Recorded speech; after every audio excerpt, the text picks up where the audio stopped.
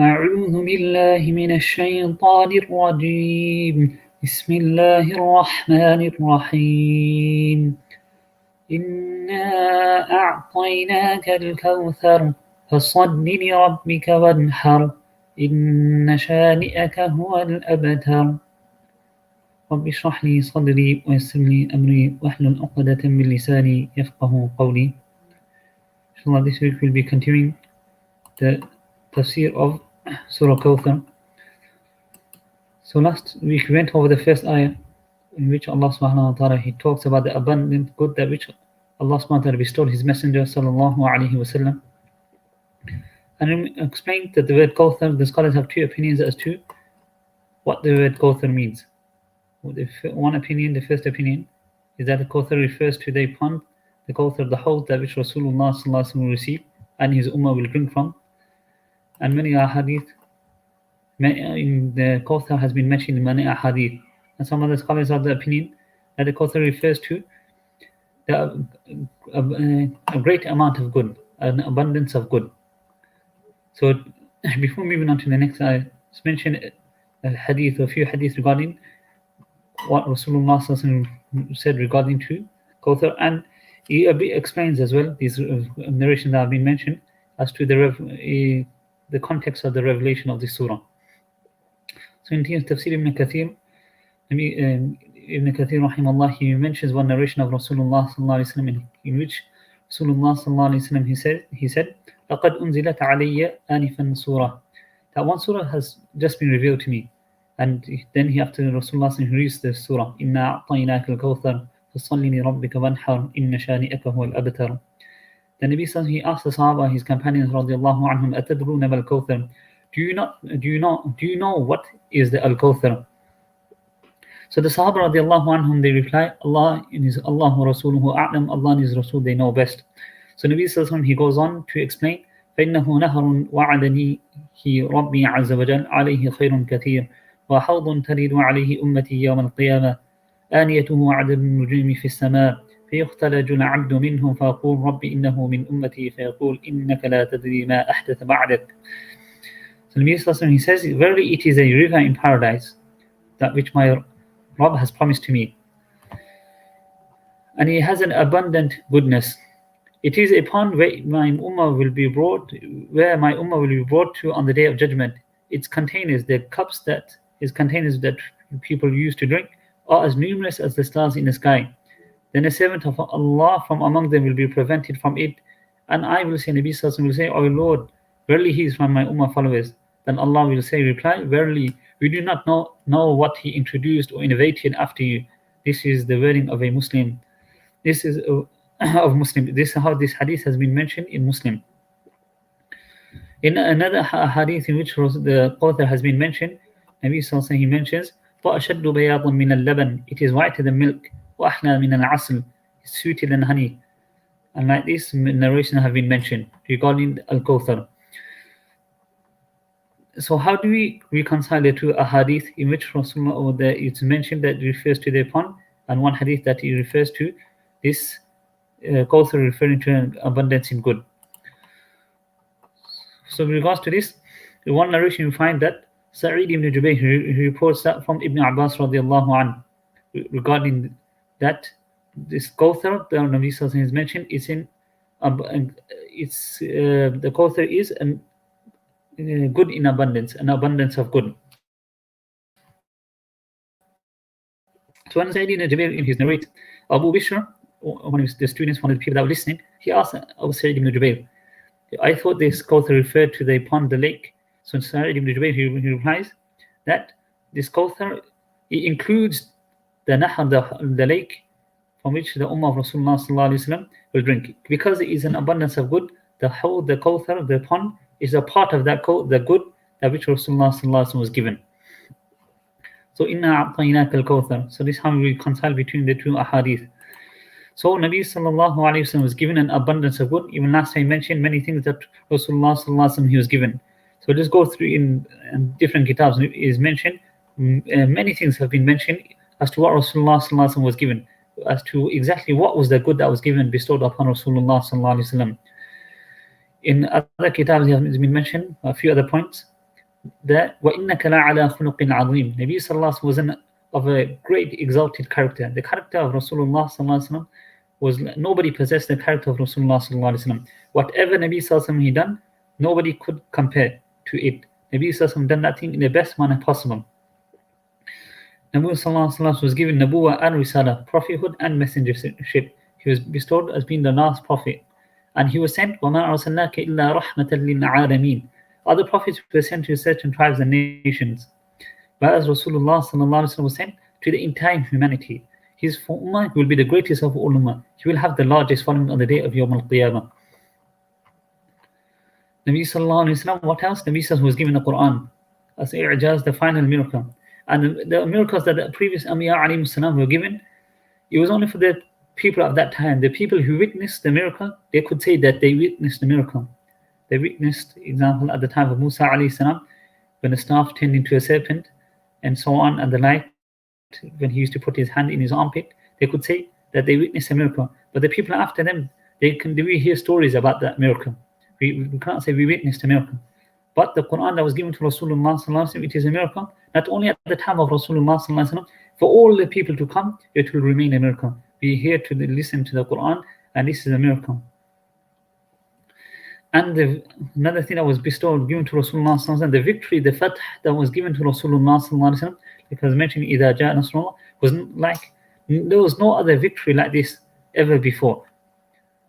The change that came in this time span of 23 years, that the victory of Rasulullah sallallahu alaihi wasallam, the people, they changed their entire lives, the ways of thinking, the clothing, everything changed in such a short span, time length.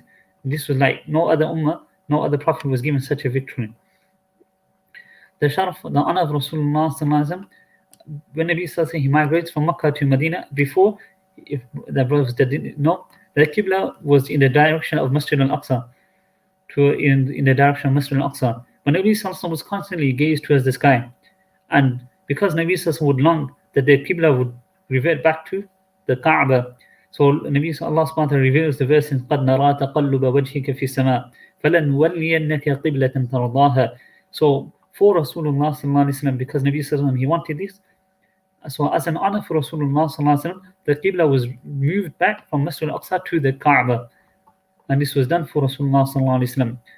And another good that was given, وَمِنَ اللَّيْلِ فَتَهَجَّدْ بِهِ نَافِلَةً لَكَ عَسَىٰ أَن يَبْعَثَكَ رَبُّكَ مَقَامًا مَحْمُودًا.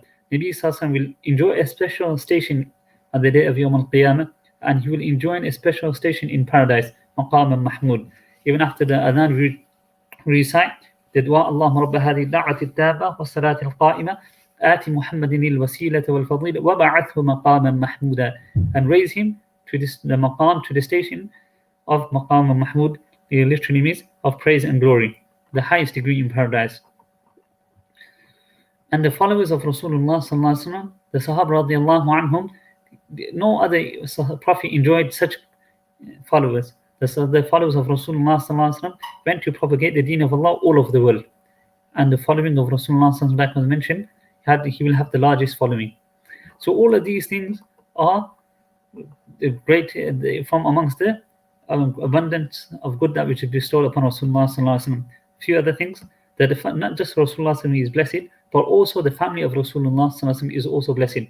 Whenever we send salawat, if we read the Durood Ibrahim, not only do we send salutations upon Rasulullah sallallahu alaihi wasallam, but also upon the family. Allahumma salli ala Muhammad wa ala ali Muhammad. We also send salutations and peace upon the family of Rasulullah sallallahu alaihi wasallam.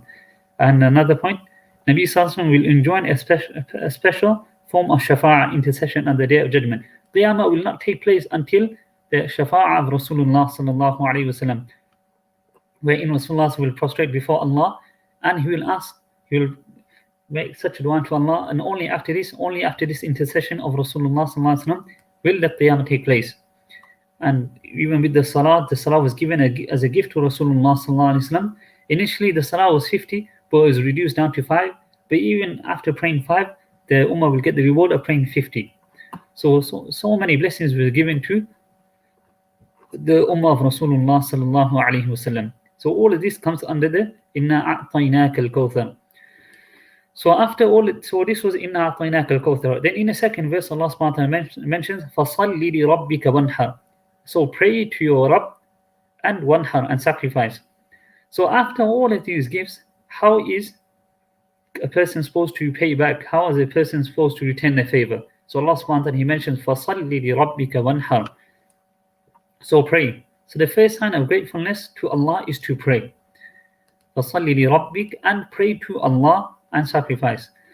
So here in this verse, Allah subhanahu wa ta'ala, He does not mention, after giving all of this, Allah subhanahu wa ta'ala, He does not mention be grateful, but rather He mentions salah. So salah, whenever, to be grateful, whenever a person receives an abundance of good, he receives something good, the way to be grateful to Allah is by offering salah. This is why even we observe in the life of Rasulullah sallallahu alaihi wasallam, whenever something good used to happen, Nabi sallallahu alaihi wasallam, he would return and he would turn to Allah and he would offer salah.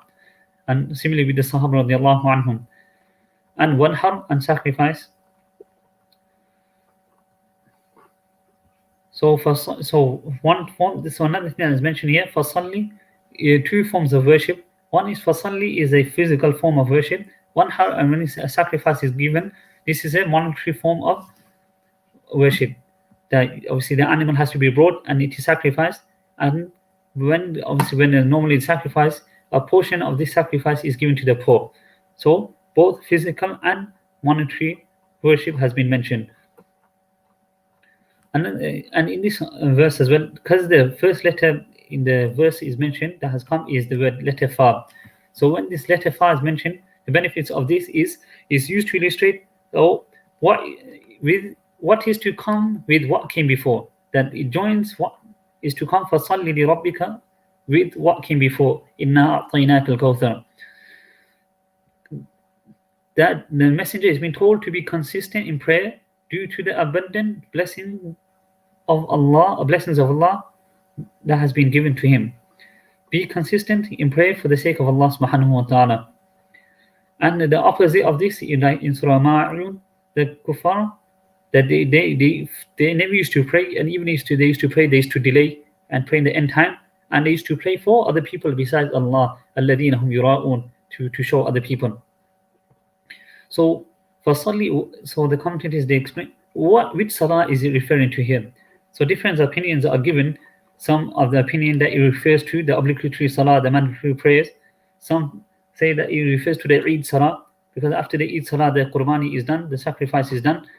And the majority opinion is that this is not referring to any specific prayer, but you should pray out of thankfulness to Allah. Whenever something good happens, then you should pray to recount salah and be thankful to Allah. And wanhar. And nahar, after this, wanhar has been mentioned, and sacrifice. The nahar literally means that when you cut the animal, you cut by the throat or very close to the throat.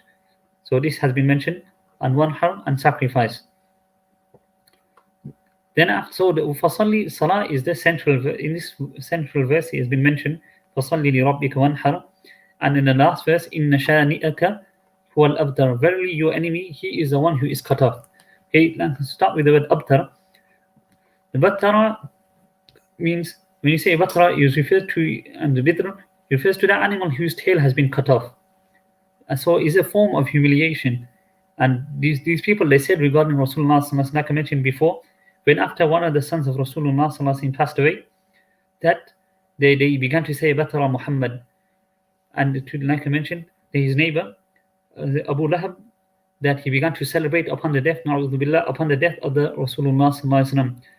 He was of such a human being, of such a low degree, that he began to celebrate that the death of Muhammad, son of Muhammad, has passed away, implying that there is nobody now to take the name of Muhammad, because if the son has passed away, the sons have passed away, then at the time the tradition was that the sons would carry on taking the name of their father, and at least the name of the father would be preserved.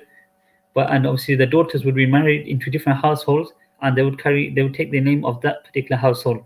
So when the sons or son of Rasulullah sallallahu alaihi wasallam passed away, they said this regarding Rasulullah sallallahu alaihi wasallam, Batara Muhammad, that the legacy of Muhammad has discontinued. There will be no one there to take the name of Muhammad. So in response to this, Allah subhanahu wa ta'ala mentioned, Inna shani'aka huwal abtar. Verily, your enemy, he is the one who is cut off. So Allah subhanahu wa ta'ala says, Huwa al-abtar, verily he is cut off. Allah subhanahu wa ta'ala refers to him as he is cut off.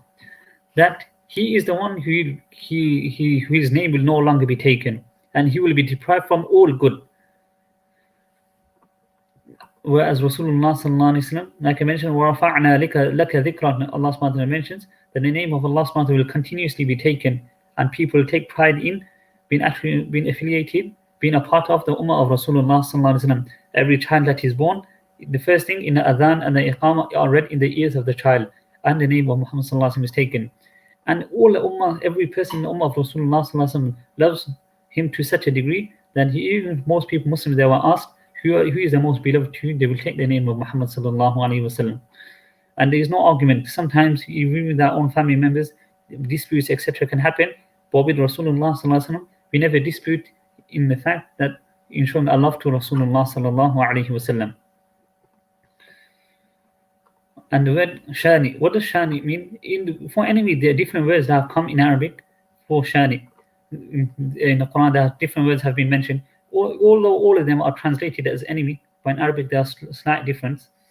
So one is adu, one is enemy, the adu, one is mubghid, and one is shan'an shani. So what is adu? Adu is a person who wishes to inflict harm upon his enemy, regardless of whether he hates him or not, but he just wants to hurt his enemy. So that's the first degree. He just always is planning, how can I hurt my enemy? How can I inflict harm upon him? Both, one also he has this quality of, he also hates, he bears the hatred, with the animosity, he bears the hatred for his enemy. And shana'an is the worst, that not only does he wish to inflict harm, he bears hatred, and also he keeps the hatred part somewhat concealed. He only displays a certain amount of hatred, but the majority of it he keeps concealed. Like I mentioned, that the neighbor Abu Lahab, he began to celebrate upon the death of Rasulullah sallallahu alaihi wasallam. So you can imagine how much hatred, what kind of human being this must have been. So Allah subhanahu wa ta'ala actually uses the word inna shani'aka, verily your enemy, he is abtar, he is the one who is cut off, and so that person will be cut off from all good. So anyone who bears hatred and for Rasulullah sallallahu alaihi wasallam, he will be cut off, he will be deprived from all good. And another thing to note here is that one is physical abuse. When a person receives physical abuse, then even after a very short amount of time, a person forgets. Many times you don't really remember, you move on. But verbal abuse, when you receive verbal abuse, this is something that you constantly remember, and it inflicts a lot of more pain than physical abuse. So these people, you can't imagine the pain a parent, he goes through when he loses his child. But not only this, when the Nabi Sallallahu Alaihi Wasallam, he loses his child, the enemies, they are celebrating, and they are, instead of consoling Rasulullah Sallallahu Alaihi Wasallam, instead of even remaining quiet, they taunt Rasulullah Sallallahu Alaihi Wasallam, and they verbally abuse Rasulullah Sallallahu Alaihi Wasallam. So this surah, again, like I mentioned, فَصَلِّ لِرَبِّكَ وَانْحَرْ is the central verse. So on one side, from one angle you look, because of the abundant good Rasulullah Allah subhanahu wa ta'ala has bestowed on his messenger sallallahu alayhi wasallam, he should فَصَلِّ لِرَبِّكَ وَانْحَرْ, pray to your Rabb and sacrifice. And from the other angle, إِنَّ شَانِئَكَ هُوَ الْأَبْتَرُ, because of the pain that Rasulullah sallallahu alayhi wasallam he received from these enemies, the consolation is from Allah subhanahu wa ta'ala is that at such time at the time of difficulty and grief, that what you should do, فَصَلِّ لِرَبِّكَ وَانْحَرْ. The consolation is that pray to your Rabb and sacrifice. So salah is not only is a way of thanking Allah subhanahu wa ta'ala, but also at the time of grief and sorrow, we should turn to Allah subhanahu wa ta'ala and pray salah. So inna shani'aka huwa al-abtar, really your enemy, he is the one who is abtar, he is cut off from all good. And you see as well that the enemies of Rasulullah sallallahu alaihi wasallam, they are not mentioned. Even if they are mentioned, they are not mentioned positively. That the ummah of Rasulullah sallallahu alaihi wasallam continues to curse the enemies of Rasulullah sallallahu alaihi wasallam, whereas the name of Rasulullah sallallahu alaihi wasallam, generation upon generation, his name is taken, and salawat is mentioned we send salutations upon Rasulullah sallallahu alaihi wasallam in abundance, and the legacy of Rasulullah sallallahu alaihi wasallam has been preserved and will continue to be preserved till the day of Yawm al-Qiyamah. And finally, few points regarding the Arabic as mentioned. When Allah in the first verse, Allah subhanahu wa ta'ala mentions Inna a'tainaka, a verb has been used. Inna a'tainaka. That, and in the past tense, Nabi Sallallahu has been given. In the past, it has been done. The great abundance of good which has been given to Rasulullah Sallallahu, that is done. He has been given that good in abundance. But then when Allah subhanahu wa ta'ala refers to the enemy of Rasulullah, Inna shani'aka, a noun is used. A noun is permanent. So who al abatar, and instead of saying batara, the noun form is used, abatar, that he is cut off. And obviously this is timeless. So whoever bears hatred to Rasulullah sallallahu alaihi wasallam, whoever becomes an enemy of Rasulullah sallallahu alaihi wasallam, then he is cut off. He has started this cycle in which he has automatically been cut off. So by mentioning abtar in the noun form is not just referring to the temporary enemies of Rasulullah sallallahu at his time, but all enemies to come in whatever era they will come, that whoever takes this step and starts to becomes an enemy of Rasulullah sallallahu alaihi wasallam, he will be cut off. So whatever time he comes, he will be cut off from all good. So may Allah subhanahu wa ta'ala give us the ability to truly understand this surah and understand the good and abundance that with Allah subhanahu wa ta'ala blessed his Rasul sallallahu alaihi wasallam, and also understand that the enemies of Rasulullah sallallahu alaihi wasallam, how Allah subhanahu wa ta'ala will deal with these enemies. Inna shani'aka huwa al-abtar, they will remain cut off from all types of good, even whatever they possess. This will come to an end, and then the legacy will finish, whereas the legacy of Rasulullah sallallahu alaihi wasallam will continue, and Nabi sallallahu alaihi wasallam, his honor will only increase, and in this world and in the hereafter. So may Allah subhanahu wa ta'ala give us the ability to understand the lessons taken from this surah. Ameen. Wa akhiru da'wana alhamdulillahi rabbil alamin.